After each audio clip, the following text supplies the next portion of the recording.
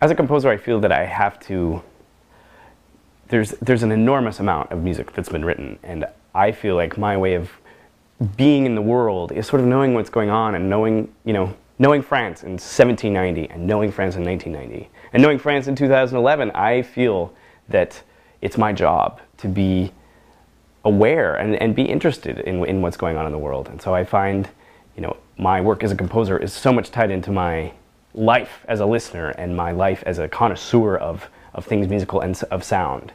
And the more I learn, the more I grow. I feel like my role as a composer is really, I really have two jobs.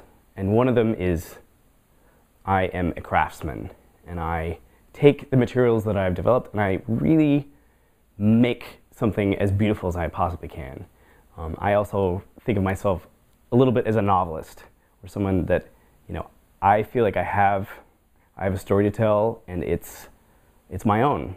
No one can tell it better than I can, and I feel like I have to make those two things work together in the the best way that I can, and that's my daily life. I work very hard at that. I have moments of in my music, there's an incredibly frenetic feeling to some of it, and I work very hard to have a mode of stillness at times as well. And I'm always thinking of a piece as a world, and so thinking of those two very different jobs make me the composer that I am, and I work very hard at telling the most interesting story I can in the best way that I can.